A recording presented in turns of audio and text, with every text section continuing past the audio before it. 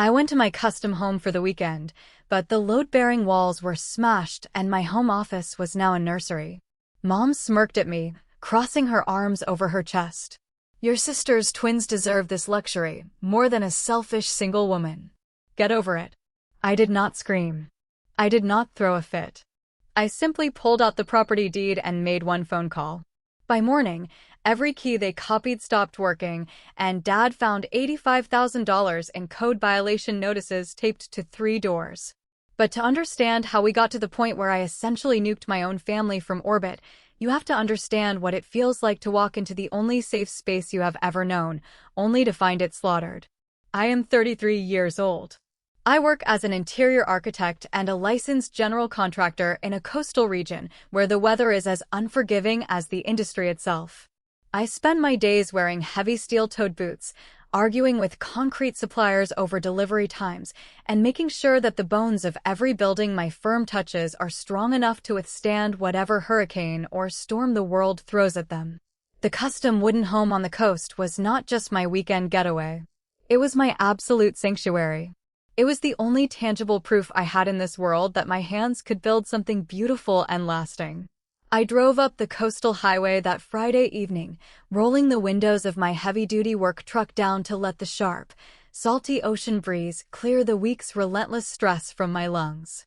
The sun was dipping low over the horizon, casting a heavy, brilliant golden hue over the endless marshlands. My tires crunched familiarly over the gravel of the long, winding driveway.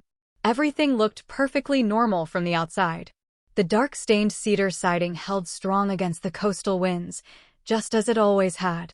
The expansive wraparound porch, the exact one I had sanded and sealed with my own hands season after season, looked exactly as I had left it a few months prior. I parked my truck, grabbed my heavy canvas tool bag from the passenger seat, and walked up the wooden stairs. I unlocked the heavy oak front door. The lock turned smoothly. It was the same key, the same familiar heavy click of the deadbolt sliding back. But the moment I pushed the door open, the air in my lungs just vanished. The front entryway opened into a house I simply did not recognize. The heavy, structural partition wall that separated the expansive kitchen from the sunken living room was completely gone. It was not just altered or remodeled. It was violently ripped out. A thick, suffocating layer of chalky white drywall dust-coated every single surface in sight. It was on my custom dark soapstone countertops, it was ground deep into the fibers of the vintage Persian rug in the living room, and it covered my expensive leather sofa in a pale, ghostly film. A massive, heavy-duty sledgehammer was leaning casually against the kitchen island, its wooden handle covered in greasy, dusty handprints. I stood frozen in the doorway, my boots planted on the floorboards. My eyes shot upward, tracking the structural flow of the ceiling like second nature. The massive Douglas fir ceiling joists, the vital collar ties that carried the heavy, distributed load of the vaulted roof, were hanging entirely exposed like the broken ribs of a giant, slaughtered beast. There was absolutely no temporary shoring installed to hold the weight. There were no heavy steel jack posts placed to keep the ceiling from sagging. There was no laminated veneer lumber beam in place to redistribute the massive downward force of the roof. Whoever had swung that sledgehammer had zero understanding of basic structural load paths or architectural integrity.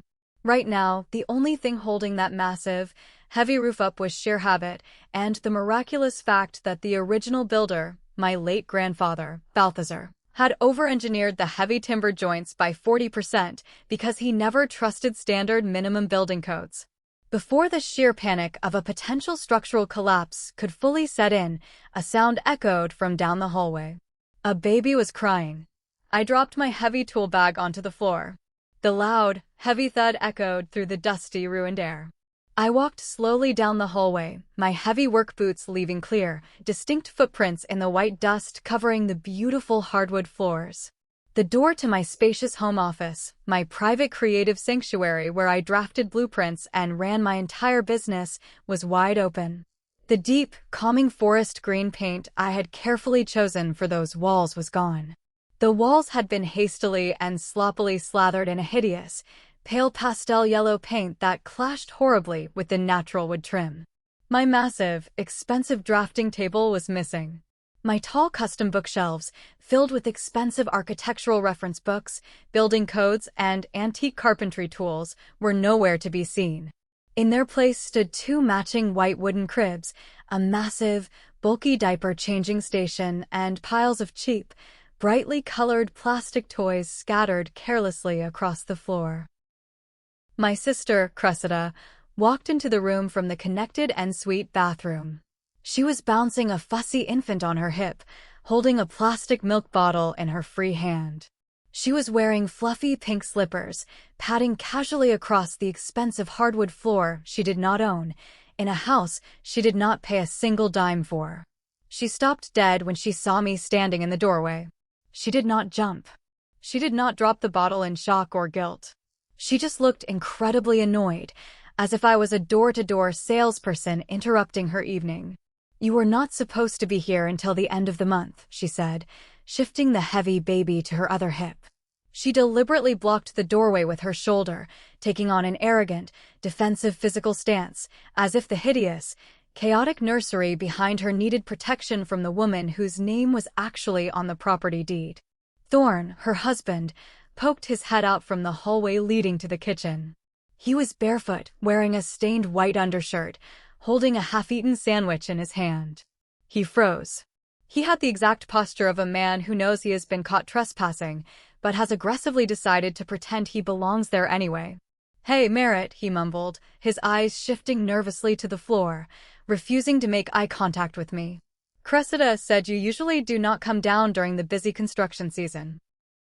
Before I could demand a rational explanation for the nightmare unfolding in front of my eyes, the side door connected to the garage rattled open. My mother, Althea, strolled in carrying two large canvas grocery bags. She walked with the confident, entirely unbothered stride of a woman who had already written the script for how this confrontation was going to go in her head. She set the heavy grocery bags down on the dust-covered soapstone counter, completely ignoring the mess. She casually glanced up at the terrifyingly exposed, sagging ceiling joists without a single ounce of concern, then turned to face me. Her face settled into that familiar, dismissive, condescending smirk she had worn my entire life. "Your sister's twins deserve this luxury more than a selfish single woman," Althea said, her voice dripping with artificial sweetness and deep-seated judgment. "They need a real home. Get over it, Merritt. Stop acting like you own everything." I stared at her, my mind racing to comprehend the sheer delusion. "The load-bearing wall is gone, Mom. That wall held up the entire roof." "Oh." Thorne opened it up. She waved her hand dismissively, unpacking a carton of organic eggs and setting them on the dusty counter. "It makes the space so much brighter and modern. You should be thanking him for the free remodel. Your father looked at it yesterday. He said it was just a decorative partition." "Dad sells commercial insurance," I said, my voice dropping to a low, incredibly dangerous register. "He is not a structural engineer. The main collar ties are completely exposed. There is no header. There are no support beams. If the coastal wind shifts during a storm, that heavy vaulted ceiling is going to collapse directly onto those cribs and kill everyone in this house." Cressida scoffed loudly, stepping out into the hallway and glaring at me. "Do not you dare use my innocent children to make this about your ego. You have this massive luxury house sitting empty most of the year while my babies are suffocating in a tiny two-bedroom apartment. If Grandpa Balthazar were alive, he would have knocked that ugly wall down himself for his great-grandchildren." "Grandpa Balthazar would have pulled a county building permit first," I replied instantly, my voice like ice. That stopped her, but only for a fraction of a second. Cressida recovered by escalating, because that is exactly what my family does when cornered. They attack. "You do not even live here full-time, Merritt. You show up with your dirty work boots and your tape measures, and you act like this beautiful place is a dusty job site instead of a home. It is a family home. And family lives here now." Thorne moved up behind her, placing a heavy hand on her shoulder. Not to comfort her, but to silently signal that they were a united front against me. She had not said she was sorry for breaking in. She had not said this was just a temporary living situation. She had clearly and firmly stated that family lives here now. They had already decided in their minds that my home was rightfully theirs. But what they did not know is that by swinging that heavy sledgehammer without my permission, they had just signed their own absolute financial death warrant. To fully grasp the sheer audacity of my family moving into my home and destroying it, you need a quick, painful tour through the museum of pain that was my childhood. I was the classic invisible child. I was the glass child, the one who was expected to simply exist quietly in the background, asking for nothing and receiving even less. The designated scapegoat. Meanwhile, Cressida was the golden child, a delicate, supposedly fragile thing who needed constant protecting, coddling, and an endless showering of resources from our parents. When I graduated top of my university class with a rigorous degree in structural architecture and construction management, my parents missed the entire commencement ceremony. Why? Because Althea was completely consumed with throwing an elaborate, catered backyard birthday party for Cressida's golden retriever.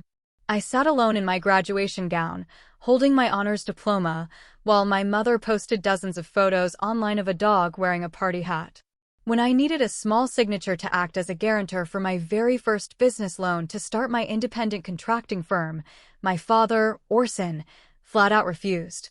He sat in his leather recliner, drank his expensive scotch, and gave me a long lecture claiming it was far too risky to invest money in a girl trying to play in a man's tough construction world. He told me I would fail within 6 months and drag his credit score down with me.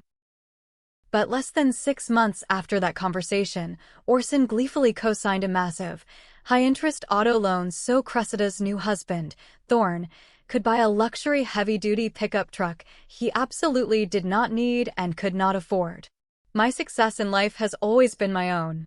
Every single dollar in my business bank account, every thick callus on the palms of my hands, every major commercial contract my firm ever won, came from my own blood, sweat, tears, and sleepless nights. The only person in my entire bloodline who ever actually saw me, who ever truly validated my existence and my potential, was my grandfather, Balthazar. Balthazar was a master carpenter and a man of incredibly few words.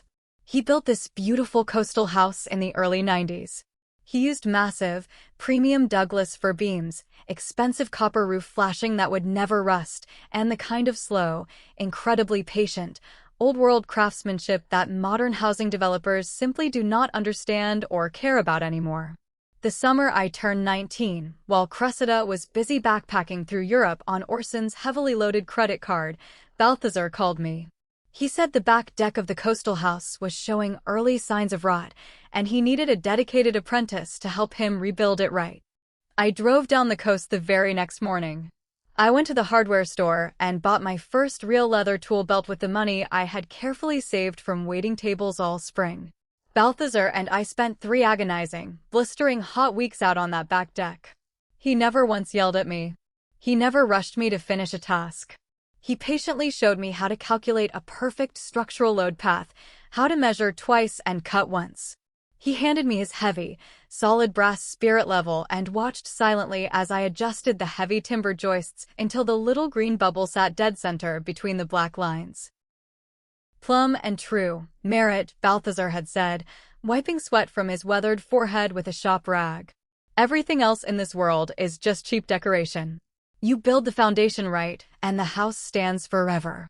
When Balthazar passed away from a sudden, massive stroke 3 years ago, the entire family gathered in the stuffy lawyer's office for the official reading of his will. Orson had been practically vibrating in his leather chair, already talking loudly to Althea about how he was going to immediately sell the coastal property to a developer to fund his early retirement in Florida. But the house did not go to Orson. It did not go to Althea. And it certainly did not go into a trust for the precious golden child, Cressida. It went to me. Explicitly. By name. Free and clear of any mortgage. Orson's face had turned the sickening color of spoiled milk when the lawyer read that clause. He had spent the next 2 years making relentless, passive-aggressive comments at every single Thanksgiving and Christmas dinner, loudly joking to the extended relatives about how the old man must have been losing his mind in his final days to leave a prime piece of coastal real estate to a single woman who would probably just let the roof cave in. After Balthazar died, I kept things exactly as he liked them. The only personal item he left on display in the house was that solid brass spirit level. It had sat in the exact center of the massive stone fireplace mantel in the living room for 3 solid years. It was my anchor. It was my reminder of the only man who believed in me. Standing in the dust-filled, ruined living room, listening to Althea hum as she unpacked groceries on my dusty counters, my eyes immediately darted to the stone fireplace. The mantel was completely empty. My heart slammed violently against my ribs. I ignored Althea's nagging voice behind me. I ignored Cressida bouncing the whining infant in the hallway. I marched straight past them, my heavy work boots crunching loudly on the drywall debris, and pushed open the heavy, fire-rated wooden door leading directly into the attached garage. The garage was an absolute disaster zone. Half-empty cans of cheap pastel yellow paint were stacked hazardously in the corner. My expensive, professional-grade power tools had been shoved carelessly off the main wooden workbench to make room for a massive, towering pile of flattened cardboard diaper boxes. And there, sitting on the cold concrete floor next to a leaking black garbage bag, was a flimsy, damaged cardboard box. Written across the side, in Althea's distinctive, loopy, arrogant handwriting, were the words, "Junk tools for donation." My hands were physically shaking as I dropped to my knees on the dirty concrete. I frantically dug through rusted screws, a broken caulking gun, and stiff, bent paint rollers that someone had been too lazy to wash. At the very bottom of the box, buried under a pile of literal trash, my fingers brushed against cold, heavy metal. I pulled it out into the dim garage light. The solid brass spirit level. The metal was slightly tarnished from sitting in the damp box, but the heavy glass vial containing the fluid was perfectly intact. I held it flat in my palm. The little green bubble sat perfectly, immaculately dead center. Balthazar calibrated his tools the exact same way he navigated his entire life, with absolute, unwavering precision and zero apologies. My mother had taken the only piece of my grandfather's soul left in this entire house, dumped it into a cheap cardboard box, labeled it as junk, and set it next to the literal garbage waiting for the dump. I slowly stood up. I gripped the heavy brass tool in my right hand so tightly my knuckles turned completely white, the metal pressing painfully into my skin. The anger that washed over me was not hot, explosive, or loud. It was freezing cold. It was the kind of absolute, crystalline clarity that only comes when you finally realize that the people who share your blood will never, ever respect you, and that trying to earn their love or basic decency is a fool's errand. I did not march back into the kitchen and scream at them. Screaming is what victims do when they feel they have no power or control. I was not a victim in this scenario. I was the sole legal property owner on record, and I was a licensed general contractor looking at a catastrophic, highly illegal building code violation. I walked back into the living room, my face a mask of total calm. Althea was humming a cheerful, upbeat tune, wiping down the soapstone counter with a wet rag, happily playing house in my home. "I am going next door," I said, my voice completely flat, dead, and devoid of any emotion whatsoever. "Oh, do not be so incredibly dramatic, Merritt," Althea sighed heavily, rolling her eyes and not even bothering to look at me. "We're having roasted chicken and vegetables for dinner. You can sit down and eat with your family if you drop this ridiculous, childish attitude." I did not answer her. I turned my back, walked out the front door with the brass level heavy in my hand, and let the heavy oak door click shut firmly behind me. Before I even took a single step off the front wooden porch, I pulled my smartphone from my heavy canvas jacket pocket. I walked quietly and deliberately around the exterior perimeter of the house to the large, custom bay windows looking directly into the sunken living room. Through the clear glass, I had a perfect, unobstructed view of the missing structural partition wall. I lifted my phone and began documenting every single inch of the crime scene. I took 15 high-resolution photographs in under 3 minutes, making sure the lighting clearly showed the severity of the damage. I photographed the exposed, unsupported collar ties sagging slightly under the weight of the roof. I zoomed in tightly on the massive sledgehammer leaning against the island. I photographed the distinct pattern of the chalky drywall dust settling over my expensive leather furniture and vintage rugs. I walked around to the back of the property and photographed through the window of my former home office, capturing the hideous pastel yellow walls, the two white wooden cribs, and Thorn casually tossing a dirty diaper into a plastic bin. I was not just taking pictures to complain. I was meticulously building a bulletproof, legally binding portfolio of evidence for what was about to come. Once I had everything securely saved and backed up to an encrypted cloud drive, I put my phone away. I walked slowly across the manicured, salty lawn toward the neighboring property line. Harlan lived right next door. He was a 70-year-old retired Navy veteran who was built like a solid concrete cinderblock wall and spoke about half as much. He had lived on this exact stretch of the coast since before Balthazar even poured the original concrete foundation for my house. Harlan was a man who minded his own business, but he missed absolutely nothing. Harlan was sitting quietly on his front porch in a rocking chair, a steaming mug of black coffee resting in his massive, scarred hands. He watched me approach in silence. He looked at my pale face, took in my rigid posture, and then looked down at the heavy brass level gripped tightly in my right hand. He did not ask if I was okay. He did not ask why I looked like a woman who was about to commit a serious felony. He simply stood up with a slight grunt, pushed open his wooden screen door, and gestured with his head for me to come inside. "I will put a fresh pot of coffee on," Harlan grumbled, his voice gravelly. I walked in and sat down heavily at his small, worn kitchen table. The absolute silence in his house was a sharp, incredibly comforting contrast to the chaotic, dusty nightmare happening 50 yards away in my own home. When he walked over and set a steaming ceramic mug of black coffee in front of me, I finally spoke. I kept my voice perfectly steady, laying out exactly what I had just walked into. The missing load-bearing wall. The cribs in my office. The sledgehammer in the kitchen. The box of trash in the garage containing my grandfather's tools. Harlan listened intently. He did not interrupt me once. When I finally finished speaking, he took a slow, deliberate sip of his dark coffee, set his heavy mug down on the table, and looked me dead in the eyes. "They have been living over there since the second week of June, Merritt," Harlan said, his voice a low, steady rumble. I stared at him, my brain struggling violently to process the timeline he had just given me. "June? Harlan, it is the end of August. That is nearly 3 entire months." 3 months, Harlan nodded slowly, his expression hardening. "Your father, Orson, came over here the very weekend they moved all their furniture in. He stood right there on my front steps. He looked me right in the eye and proudly told me that you had generously offered the property to your sister while her husband got back on his feet. He bragged about it to anyone who would listen. Said you had finally matured and realized that family comes first." I felt a cold, clammy sweat break out on the back of my neck. I had attended 2 separate family dinners in July. I had sat across a dining table from Orson, Althea, and Cressida, eating dry roast beef and listening to them complain about the weather, while they smiled directly in my face. Not one of them had mentioned the house. They had been sleeping in my bed, violently tearing down my structural walls, and cooking meals in my custom kitchen, all while feeding me lies and actively using my good name to placate the nosy neighbors.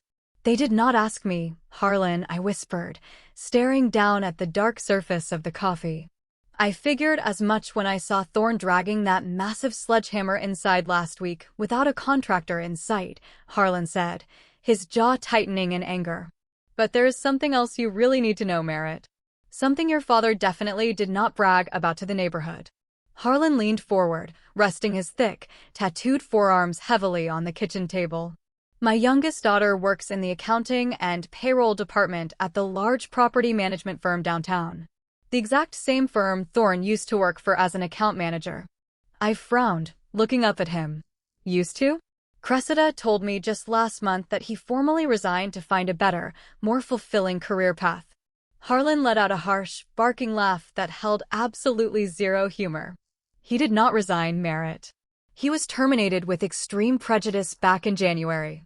Thorn was caught red-handed diverting tenant security deposits into a private offshore bank account. He embezzled roughly $30,000 over 6 months. The firm fired him on the spot and decided to press formal charges quietly to avoid a massive public relations scandal. The scattered pieces of the puzzle began slamming into place with a sickening, dizzying speed. He currently has pending criminal charges for felony theft, Harlan continued, his voice deadly serious. His credit score is completely destroyed. His criminal background check is a massive, glowing red flag. No reputable landlord in this entire county, or the next 3 counties over, will rent an apartment to a man actively facing grand larceny charges. Your sister applied at 4 different rental complexes in the spring. All 4 rental applications were instantly denied. I sat back hard against the wooden chair, the brass level pressing heavily against my thigh.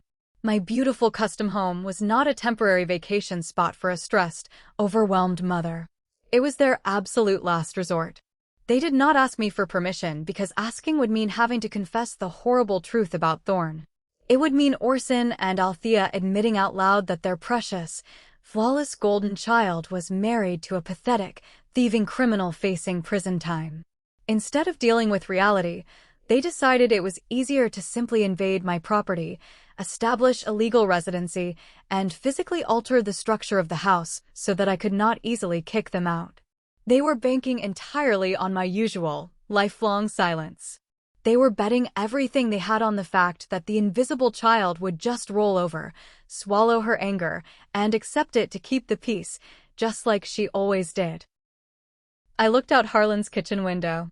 The sky over the marsh was turning a bruised, dark, stormy purple. The lights in my house flickered on. I could clearly see the silhouette of Thorne walking across the kitchen, completely oblivious to the terrifying fact that the heavy vaulted ceiling above his head was structurally compromised and ready to snap.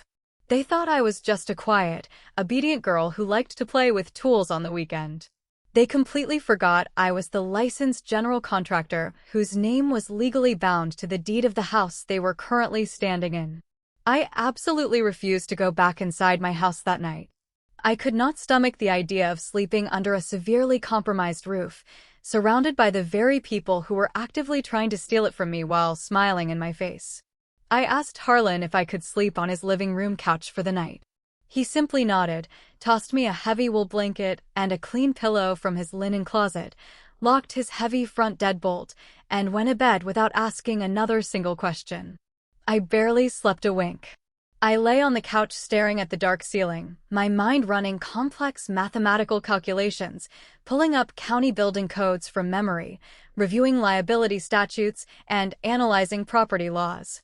At 6 o'clock on Saturday morning, while the thick coastal fog was still hanging heavy and gray over the marshlands, I walked quietly out to my heavy-duty work truck parked in my own driveway. I climbed up into the cold cab, locked the doors securely, and opened my laptop. I connected to my mobile internet hotspot and navigated directly into the county building department's official online permit portal. My fingers flew rapidly across the keyboard. I typed in my exact property address and hit search. The search query spun on the screen for 5 agonizing seconds before returning the official result. 0 permits found. No demolition permit had been filed. No structural modification permit was on record. No electrical permit. No mechanical permit. Absolutely nothing. In this strict coastal county, removing a primary load-bearing wall without an officially approved engineering plan was not just a minor slap on the wrist or a simple fine. It was a severe, multi-tiered legal violation. It carried immediate, non-negotiable stop work orders and massive daily financial penalties. Furthermore, if the county inspector discovered that a severe structural hazard had been recklessly created in a dwelling that was currently occupied by helpless infants, they had the absolute authority to instantly condemn the entire property and issue an emergency, mandatory vacate order. The potential fines for unpermitted load-bearing demolition in this specific jurisdiction started at $25,000 and could easily climb upwards of $85,000, depending on the severity of the structural damage. And, because the house was exclusively in my name on all county records, the local government would hold me entirely, legally responsible for paying every single dime. My family was not just stealing my home, they were actively and carelessly setting me up for total financial ruin. I took several high-resolution screenshots of the empty permit portal and saved them meticulously to my encrypted folder. Next, I needed my mail. I walked quietly across the wet, dew-covered grass to my front porch. The house was dead silent, save for the distant sound of the ocean waves. I used my key to open the front door just enough to slip my body inside. The thick drywall dust from yesterday had settled overnight into a suffocating, powdery carpet across the floors. I crept silently into the kitchen. On the far corner of the soapstone counter, shoved carelessly behind a dirty, unwashed baby bottle sterilizer and a stack of unpaid parking tickets clearly belonging to Thorne, was a massive, disorganized pile of unopened mail. They had been actively intercepting my personal mail for 3 straight months, just letting it stack up, too incredibly lazy to even forward it to my city apartment. I grabbed the entire massive stack, stuffed it deep into the pockets of my heavy canvas jacket, and walked quickly back out to the safety of my truck. Sitting in the driver's seat with the heater running to fight the morning chill, I began sorting rapidly through the envelopes. Electric bills with overdue notices, water bills, random hardware store catalogs, and piles of junk mail. But at the very bottom of the stack, buried inside a thick, official-looking manila envelope, was a letter bearing the raised seal of the county recorder's office. The envelope was addressed to Orson and/or Merritt, property owners of record. My blood ran completely cold in my veins. I tore the thick envelope open. Inside the envelope was a formal, multi-page rejection letter dated late April, over 4 entire months ago. The legally binding letter plainly stated that a quitclaim deed, filed in person by one Orson, had been officially rejected and returned by the county clerk's office. I eagerly read the attached photocopy of the rejected legal document. My vision tunneled as the words burned into my retinas. The legal filing was a blatant, highly illegal attempt to forcibly add Orson as a 50% co-owner of the property. The deed had Orson's signature proudly and aggressively scrawled on the bottom line in blue ink. But the line where my signature was supposed to be, explicitly granting him this right, was completely blank. The section reserved for the notary public's official stamp, signature, and seal was also entirely blank. My own father had actually walked right into a government building and tried to legally seize half of my grandfather's estate without telling me. He had tried to steal my house on paper. He failed only because he is an arrogant idiot who truly thought the county clerk would just push the paperwork through based on his confident word alone, without requiring the primary property owner's legally notarized signature. He thought he could bully the strict legal system the exact same way he had bullied his children for decades. The timeline clicked into terrifying, crystal-clear focus. The official rejection letter was dated April. They physically moved their belongings into the house in June. Orson tried to steal the house legally through paperwork first. When the county rightly rejected his forged, incomplete attempt, he decided to steal it physically. He moved his precious golden child and his criminal, unemployed son-in-law into the property, betting everything on the old saying that possession is 9/10 of the law. He figured by the time I showed up for a random weekend visit, they would be so deeply entrenched in the house, with babies crying and furniture completely unpacked, that I would be too emotionally exhausted and too cowardly to put up a real fight. He had been right about my quiet, avoidant nature in the past. But he had fundamentally misunderstood what happens when you corner a builder and threaten to destroy the only thing she has ever created for herself. I stared intensely at the blank signature line on the fraudulent deed. That empty white space told me everything I ever needed to know about my father's true character. This was not a simple misunderstanding. It was not a desperate father making a mistake while trying to help a struggling daughter.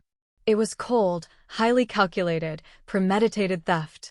A man who tries to forge a property deed behind his daughter's back does not deserve a polite family meeting. He deserves an executioner. By 9 o'clock that morning, the local banks in the coastal town were finally open for business. I drove 20 miles up the main highway to the nearest branch of my national bank.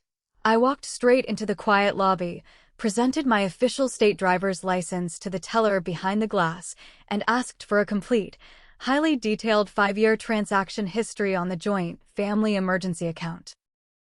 6 years ago, when I landed my very first major commercial contracting gig and started making real money, Orson had cornered me in the kitchen at a holiday dinner.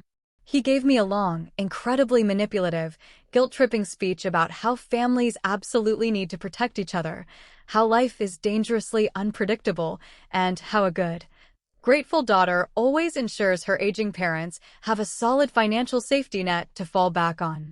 Like an idiot, completely desperate for a shred of my father's elusive approval, I had agreed to his terms. I set up an automatic monthly transfer from my business account.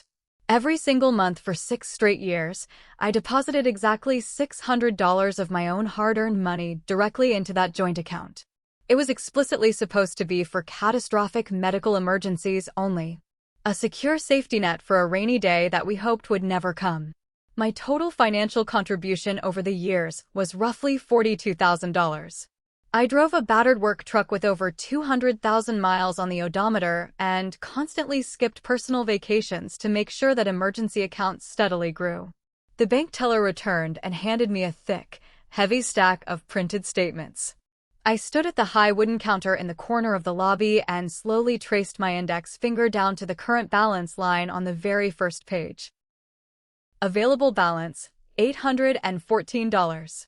My knees actually buckled slightly beneath me. I had to lean heavily against the solid wooden counter just to keep myself from collapsing onto the lobby floor. $42,000. Gone. Completely evaporated. I flipped rapidly through the detailed transaction pages, my eyes scanning the dates and amounts. The withdrawals told a horrific, utterly undeniable story of betrayal. In February, a massive wire transfer in the amount of $15,000 was sent directly to a high-end, notorious criminal defense law firm located in the city. Thorne's lawyer. My money, the money I bled for on construction sites, had paid the retainer to keep my thieving brother-in-law out of a prison cell. In May, there were 3 separate, large debit withdrawals totaling roughly $4,000 made to a commercial moving company and a local storage facility. And then, starting in early June, the absolute nightmare really began showing on the paper trail. There was a long string of massive debit card charges at various major hardware stores, local lumber yards, and heavy equipment rental companies. $12,000 spent over 3 weeks on demolition tools, heavy-duty sledgehammers, expensive pastel paint, a high-end video baby monitor system, and custom blackout curtains for the nursery. They did not just steal my house. They actively used my own savings account to buy the exact tools they needed to destroy it. They financed their hostile takeover of my property with the very money I had worked so hard to save for them. I stood in the bright, sterile bank lobby, staring blankly at the numbers until they blurred together into meaningless shapes. Every single line item on those bank statements was a deliberate, conscious choice. Every single swipe of that debit card was Orson and Althea deciding, over and over again, that my labor, my financial security, and my future were completely worthless compared to Cressida's immediate comfort. I walked slowly out of the bank feeling entirely like a ghost haunting my own life. I got back into my truck, the thick stack of financial paperwork sitting heavy and condemning on the passenger seat beside me. I could have easily driven back to the house right at that exact moment. I could have kicked the front door open, thrown the bank statements aggressively right into Orson's arrogant face, and screamed at the top of my lungs until my throat bled. I could have demanded every single penny of the money back. I could have threatened to call the local police and have them all arrested for theft and destruction of property. But screaming loudly gives them an opportunity to argue back. It gives them a crucial chance to play the victim, to cry fake tears, to gaslight me, to twist the narrative until I was somehow the villain for caring more about money and walls than my poor, innocent infant nieces. I did not want an argument. I did not want an apology. I wanted complete, total, irreversible annihilation.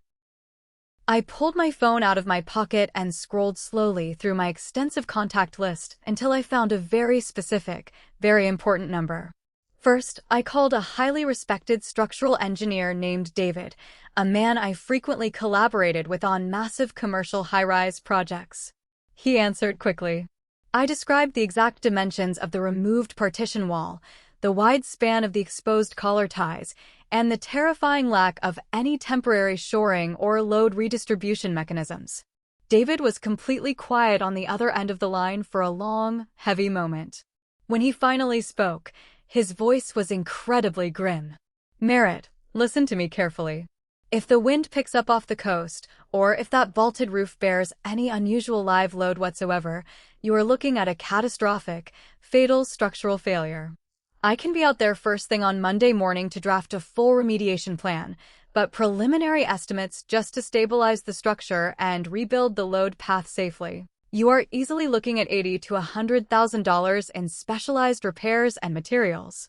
"I will see you on Monday," I said, my voice cold and steady. Then I made the single most important phone call of my entire life. I dialed the direct office extension for County Supervisor Tate. Tate was the formidable head of the Regional Building Code Enforcement Division. I had personally pulled dozens of complex commercial permits through his strict office over the past 5 years. We had a strong mutual respect built solidly on the fact that my firm never cut corners, and he never tolerated any nonsense from shady contractors. He answered on the second ring. "Tate speaking." "Supervisor Tate, this is Merritt," I said, keeping my tone strictly professional and devoid of any panic. "I need to officially report an unpermitted, highly critical structural demolition at a residential property on the coast. A primary load-bearing wall has been completely removed with absolutely zero engineering oversight and zero shoring in place. The dwelling is currently occupied, and there are 2 infants sleeping directly under the compromised structural span." The phone line went dead silent. The explicit mention of infants instantly escalated the situation from a standard bureaucratic paperwork violation to a massive, top-priority life safety emergency. "Are you calling to report this as a concerned contractor, Merritt, or is this your actual job site?" Tate asked, his voice hardening into his official enforcement tone. "I am the sole legal property owner on the deed," I replied smoothly. "I arrived for a weekend site visit and discovered the unauthorized demolition work. I am officially requesting an emergency safety inspection and a full, formal violation assessment immediately. I will be there tomorrow morning at 8 o'clock sharp. Do not let anyone touch a single piece of wood in that house," Tate said. He hung up. The trap was officially set. The steel jaws were locked wide open, waiting. All I had to do now was wait patiently for my family to walk blindly into it. I drove back to my house. The late afternoon sun was baking the gravel driveway, making the air shimmer with heat. As I pulled in, I saw Orson's shiny, obnoxiously large luxury sedan parked aggressively right on the middle of the front lawn, actively crushing my carefully cultivated landscaping. Orson, Althea, and Cressida were sitting comfortably on the expensive teak furniture on the front porch, drinking iced tea like they were starring in a glossy lifestyle magazine spread about coastal living. The twin babies were asleep in a massive, expensive double stroller parked in the shade nearby. When Orson saw my work truck pull up, he immediately stood up, puffing out his chest proudly.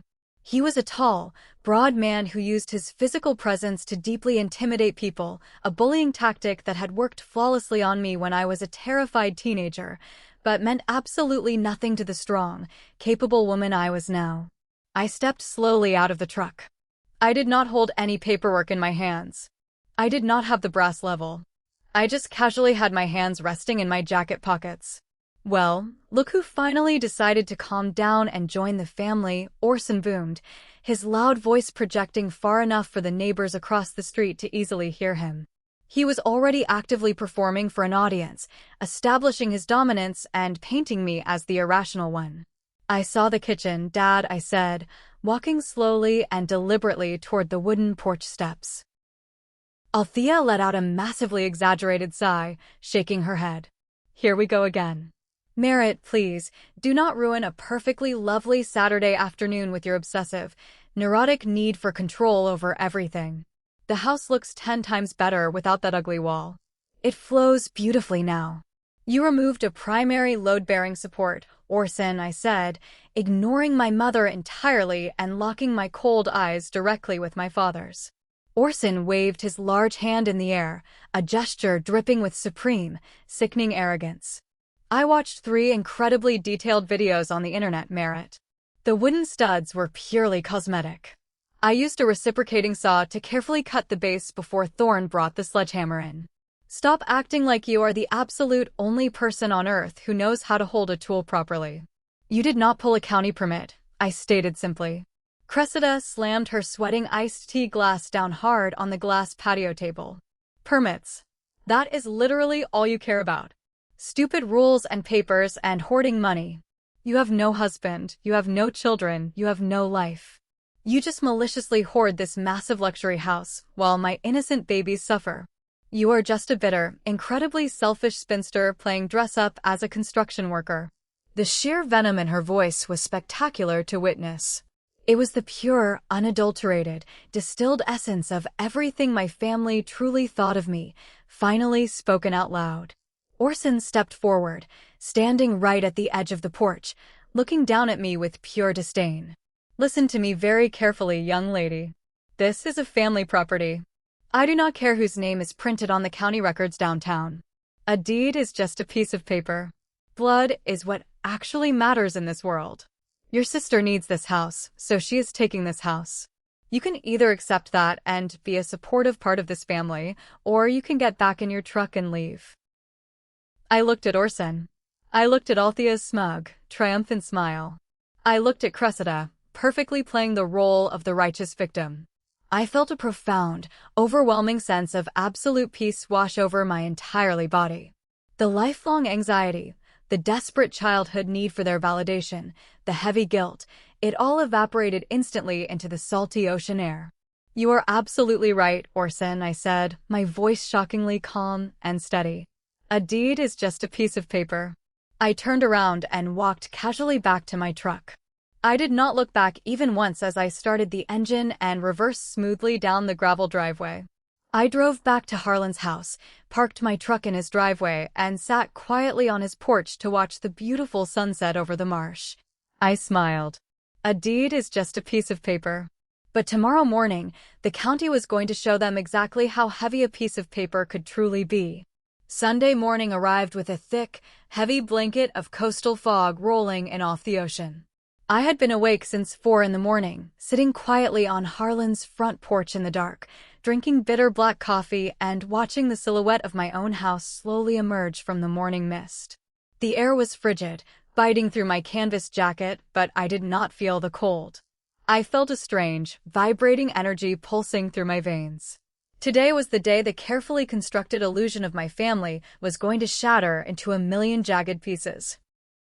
At exactly 7:55 a.m, the heavy crunch of gravel echoed loudly down the private lane. A massive, pristine white heavy-duty pickup truck pulled into my driveway, stopping mere inches from Orson's aggressively parked luxury sedan.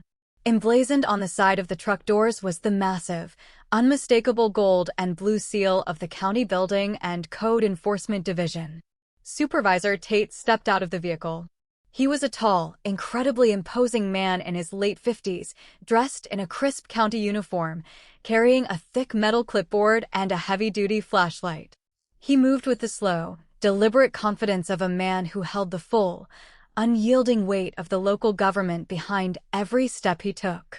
I stood up from Harlan's porch and walked across the wet lawn to meet him in the driveway. We did not exchange pleasantries. Tate gave me a single, grim nod, his eyes already scanning the exterior of the beautiful wooden house. The loud crunching of Tate's heavy work boots on the gravel had alerted the occupants inside. The front oak door swung open in a panic.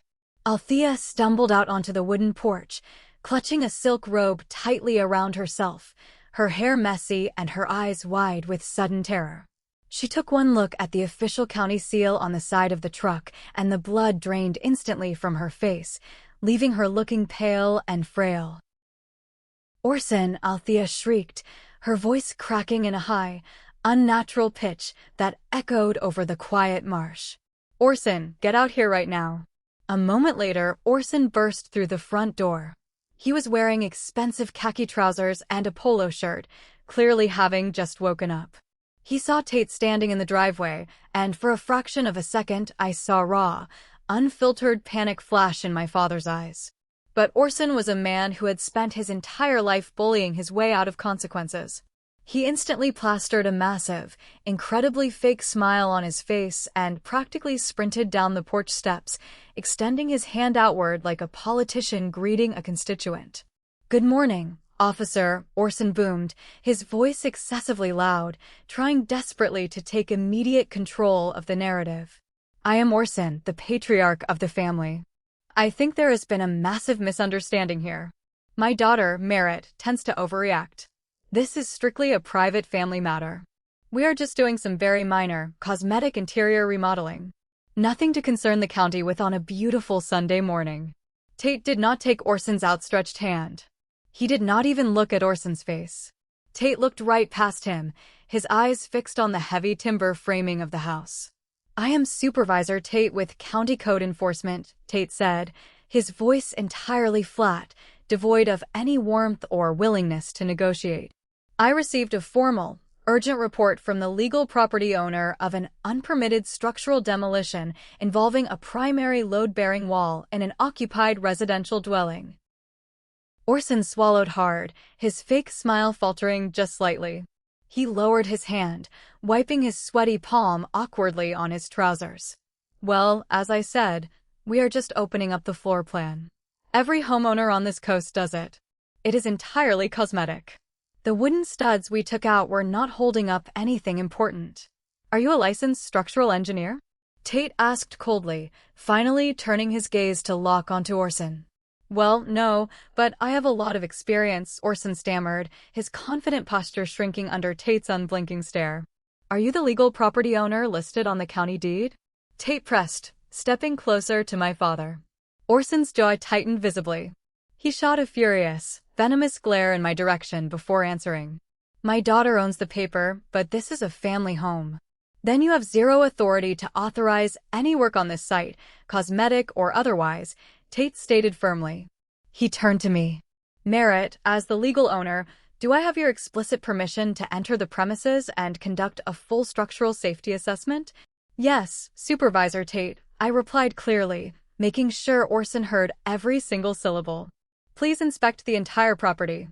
Tate walked past Orson, brushing shoulders with my father as if he were nothing more than a minor obstacle.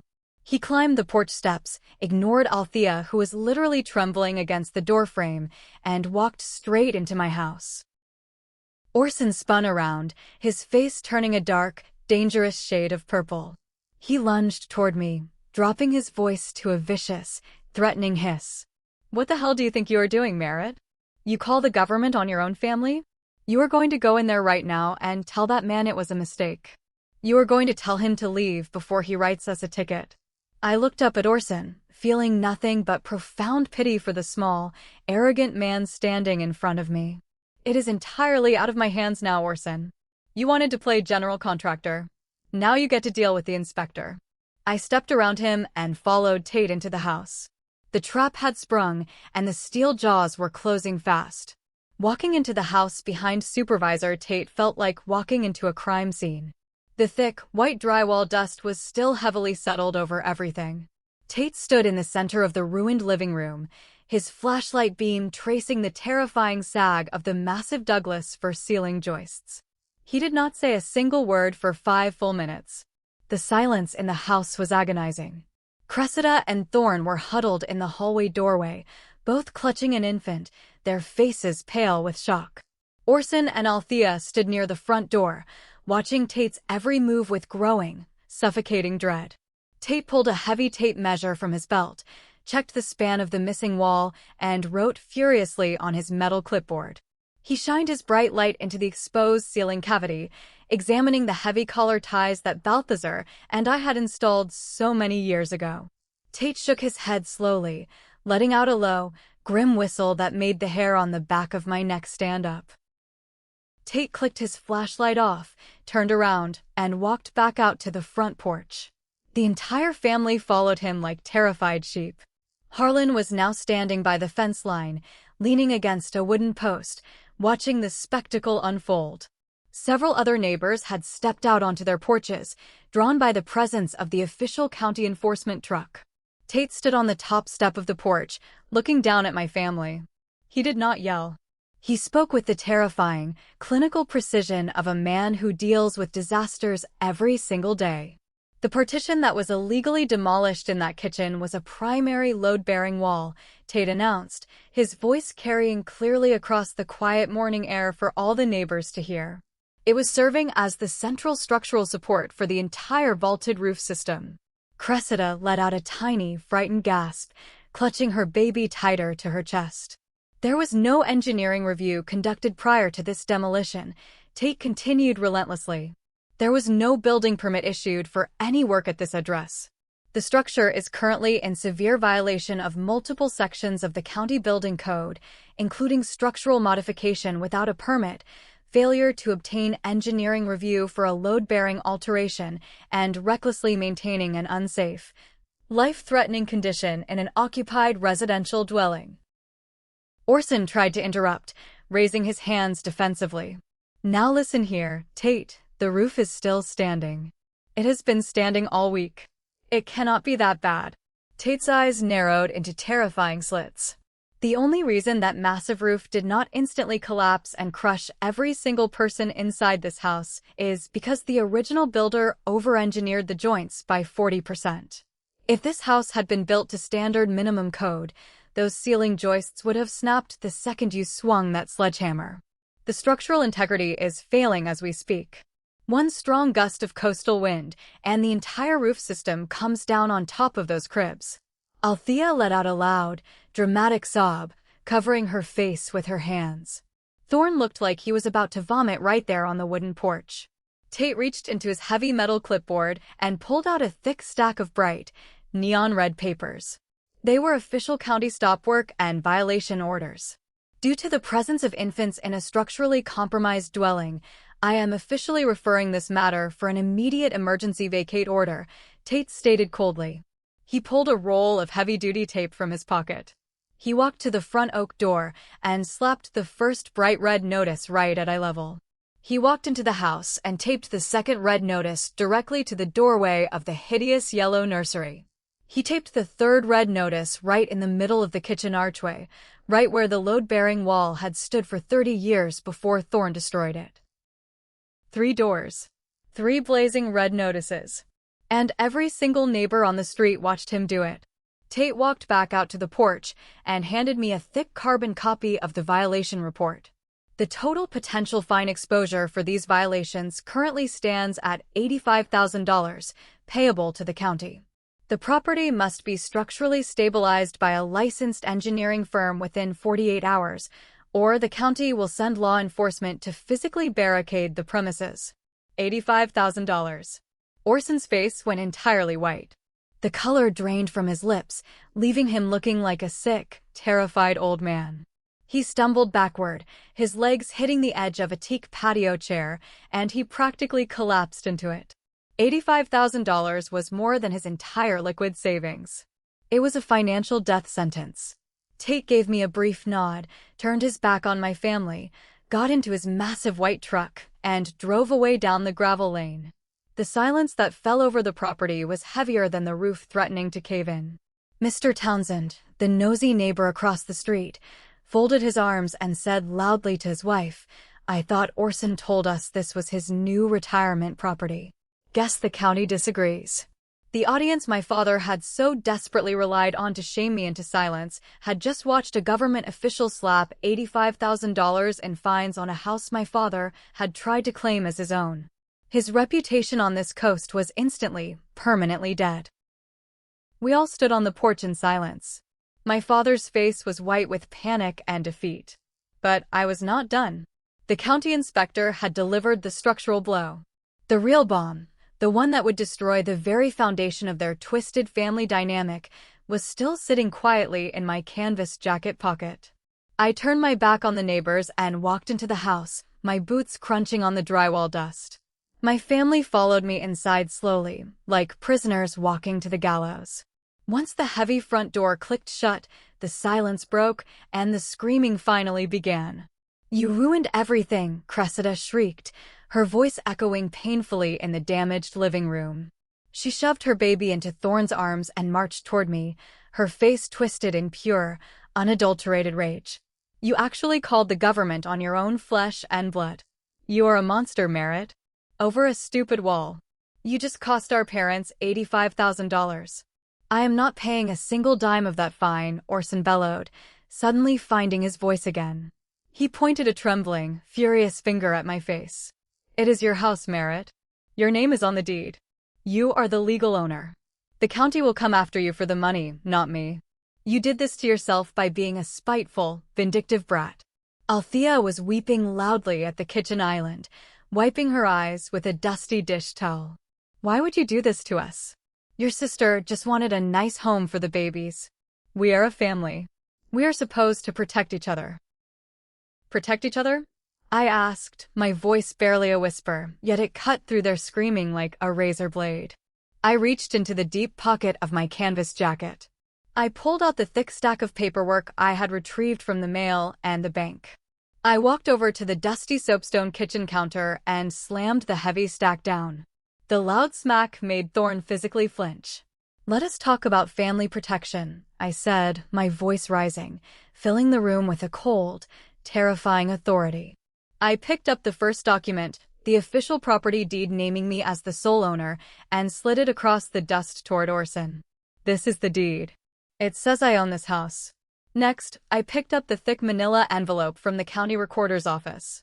I pulled out the formal rejection letter and the forged quitclaim deed. I slammed it down right next to the original deed. And this, I said, staring directly into Orson's terrified eyes, is the forged, highly illegal document you tried to file in April. You walked into a government building and tried to steal half of my property by forging my consent. You left the notary line blank because you knew no legitimate official would ever stamp a stolen deed. The room went dead silent. The only sound was the heavy, labored breathing coming from Thorne. Althea stopped crying instantly. She stared at the forged document, her eyes wide. She looked at Orson, waiting for him to yell, to deny it, to spin a clever lie. But Orson's mouth opened and closed silently like a suffocating fish. The undeniable, physical proof of his premeditated crime was sitting right there in front of everyone. You tried to steal it legally, and when the government caught you, you decided to steal it physically, I continued, turning my furious gaze to Cressida. You moved in here in June because you had nowhere else to go. Because you were married to a thief. Cressida blinked, her arrogant expression faltering. What are you talking about? Thorne resigned to find a better job. Thorne was fired in January for embezzling $30,000 from tenant escrow accounts, I stated, my voice echoing off the exposed ceiling joists. He is pending felony criminal charges. His background check is flagged in every system in the state. No landlord will ever rent you. That is why you invaded my home. Not because the twins needed a bigger nursery, but because your husband is a convicted criminal waiting for a prison sentence. Cressida physically stumbled backward as if I had struck her across the face. She turned slowly to look at Thorne. Thorne was staring intently at his own bare feet, his face flushed a dark, humiliating crimson. He did not deny it. He could not deny it. Thorne, Cressida whispered, her voice breaking, the golden child illusion shattering right before my eyes. Is it true? Thorne just closed his eyes and swallowed hard, refusing to look at his wife.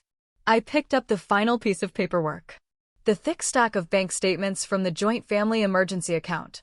I fanned them out across the dusty counter like a deck of playing cards.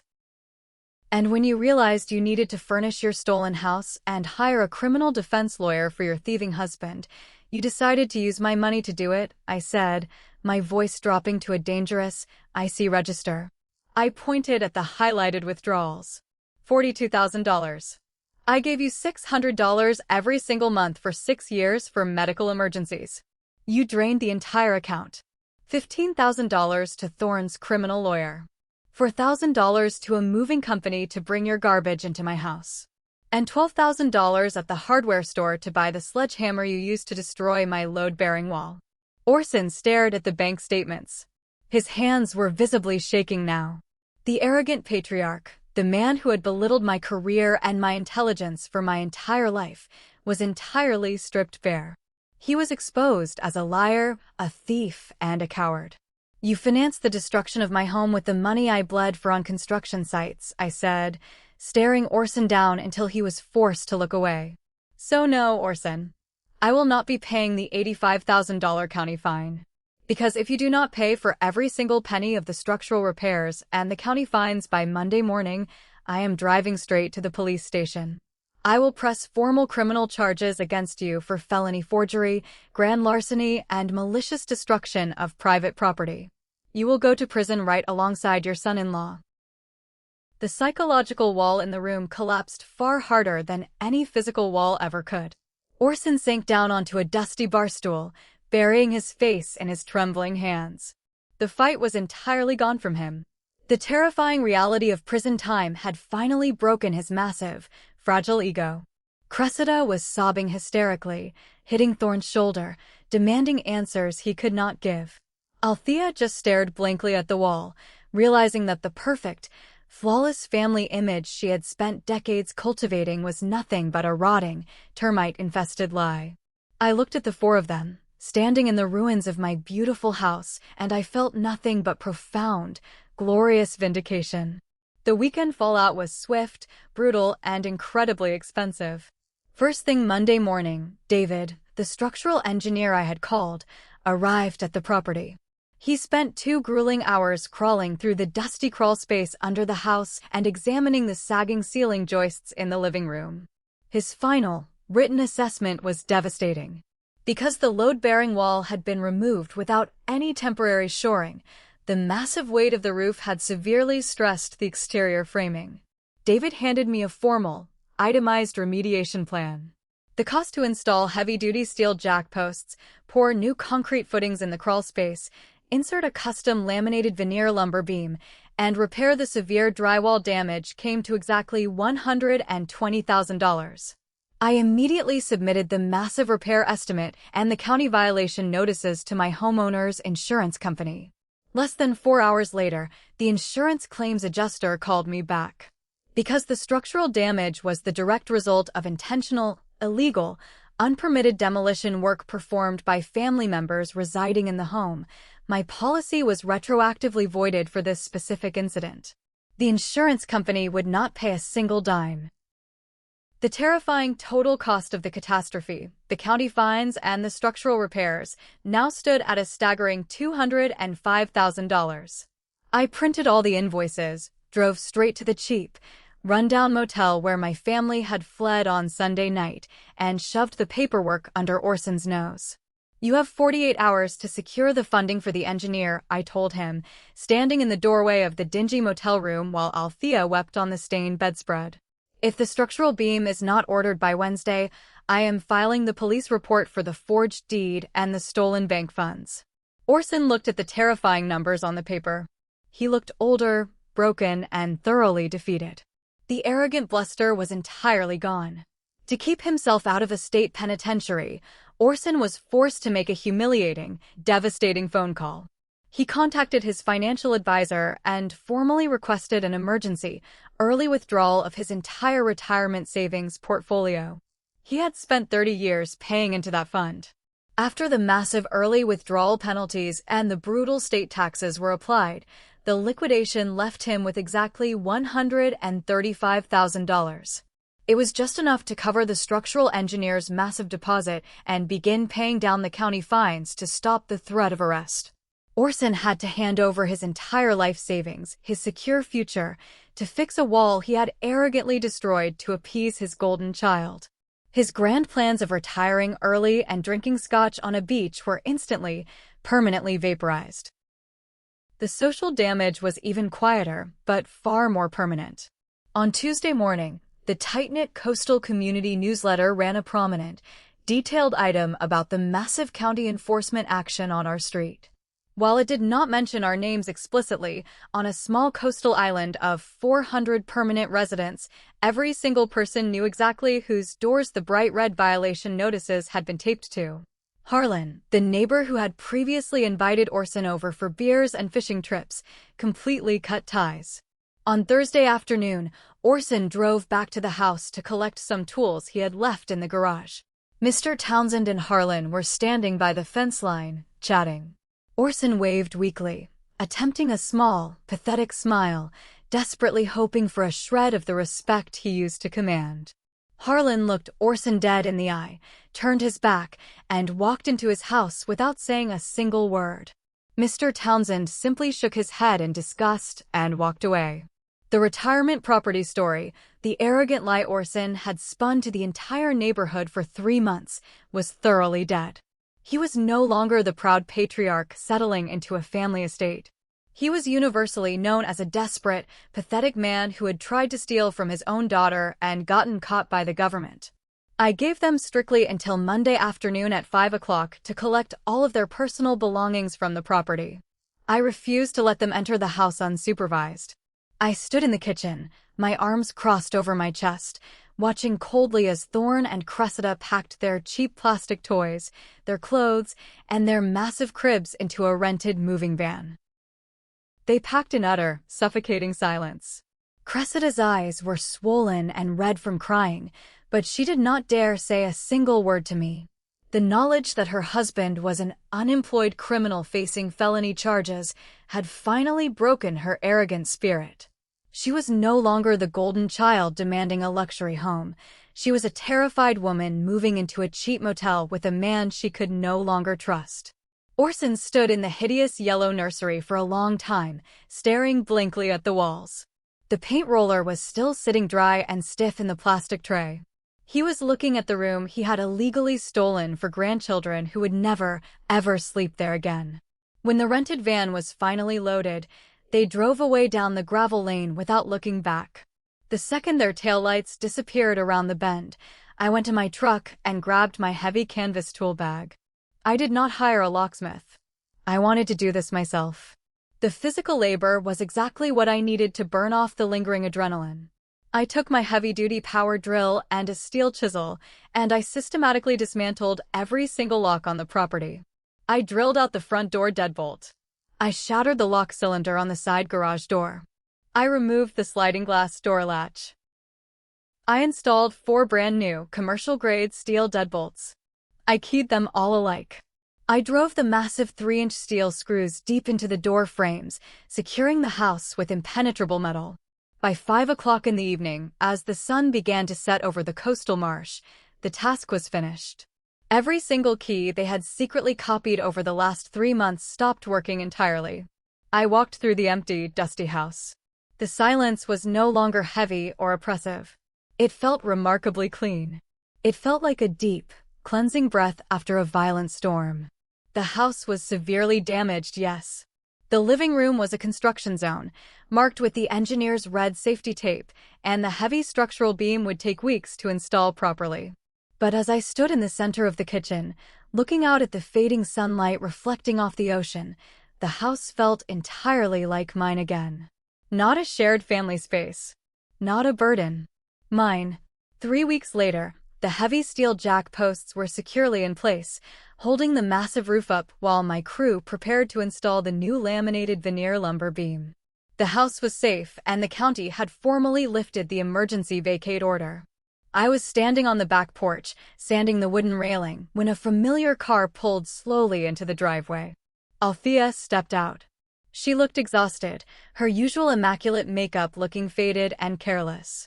She walked up to the porch steps, clutching a small, pristine white envelope in her hands. She did not have her usual arrogant smirk. She looked small, incredibly fragile, and desperate. "Merritt," Althea said, her voice shaking slightly. "Can we talk?"